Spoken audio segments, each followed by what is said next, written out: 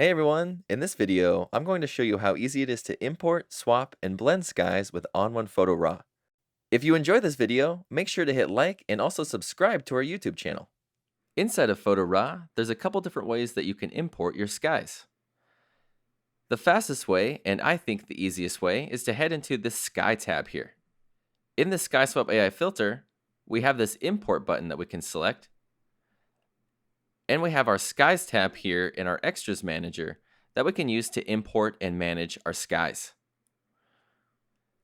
If I close out of this, you can also access the Extras Manager by heading up to your top menu and going into File, and then selecting Manage Extras. And again, that Skies tab lives all the way to the right here. To import skies, just head down to the bottom left and select Import. And then just navigate to the sky or skies that you want to import. The skies that I'm using today are from the AccuDrone Ultimate Collection of Skies pack that is also available in the ON1 store.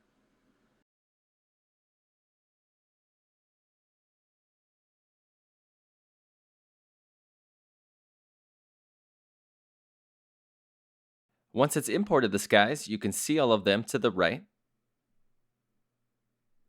Let's close out of this. And if we go over to our SkySwipe AI filter, we can head into this category menu, and all the way at the bottom, we have those imported skies under our My Skies section.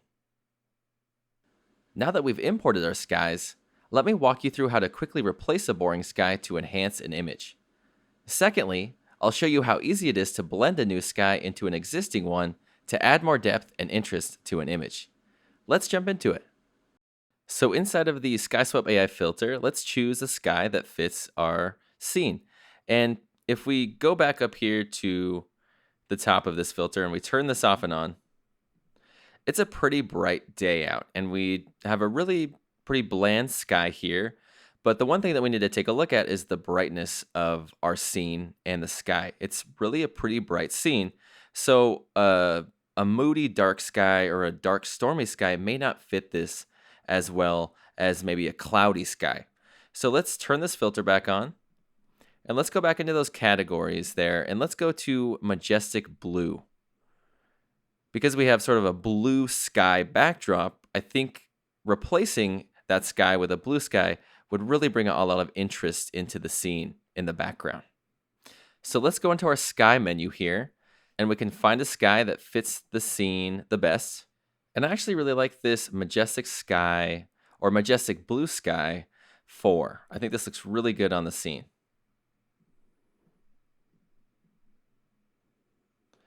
And now with this sky replaced here, the one thing I want to do is I want to go back into my Develop tab, and I'm going to choose this AI Auto button here, and that's just going to set my tone and color for the scene so that I don't have to modify too many of my sliders down here. Well, because I have a little bit darker of a sky than I have a foreground, let's pull back on our exposure just a hair. And I think that looks pretty good just like that. Now let's just pull up on our whites a little bit. And that will bring in a bit more of a sunshine, blue sky look to the foreground so that it matches the sky backdrop. So now in this SkySwap AI filter, we can go in and we can modify the look of our sky a bit more. If we need to modify the position in any way, let's say we need to flip it so that it is facing a different direction, we can use these buttons here.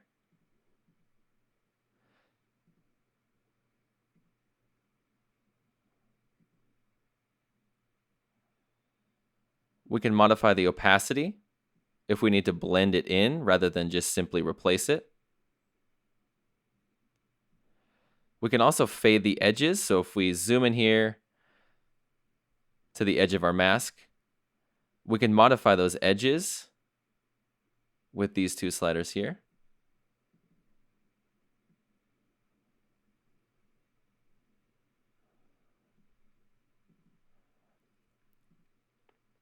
And if we need to make the sky larger, we can use this scale slider.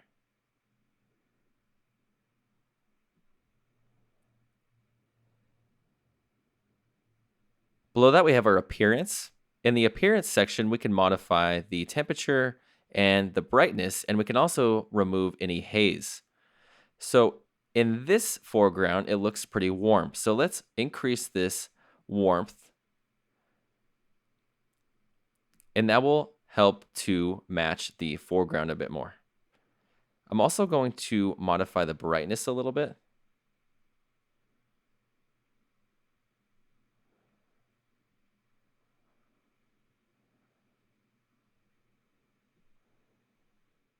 And I think that looks pretty good. One thing that you could do if your foreground is looking a bit too bright is you could use this lighting option, and you could use this multiply mode, and that's going to darken the top of the mask area where the foreground begins.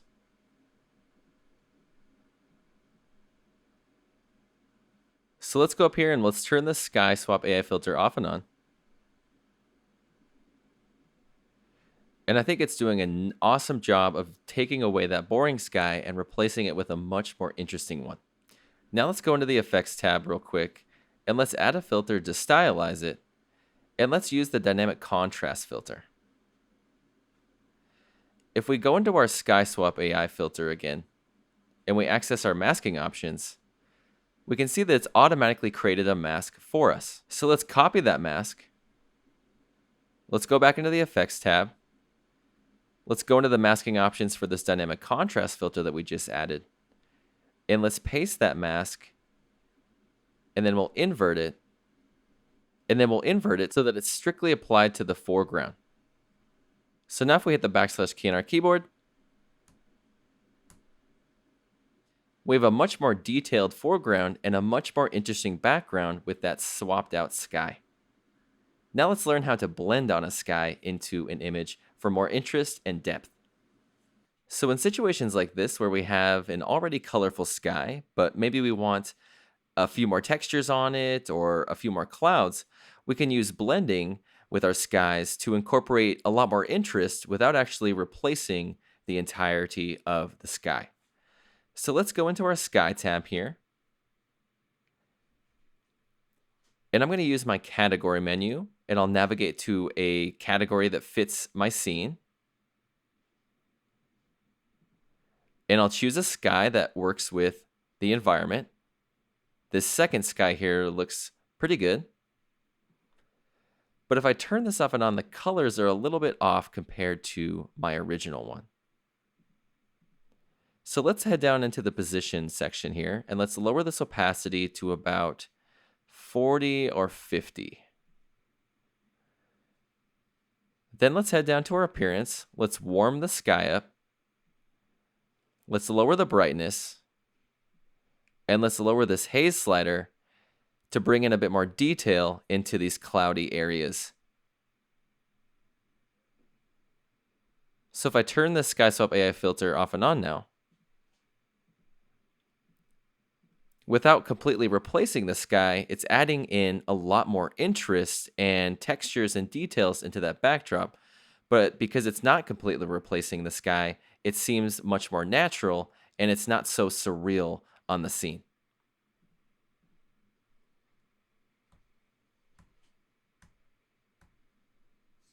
That's how to import and use skies inside of ON1 Photo RAW to completely replace an image's sky or to blend a new one onto your scene.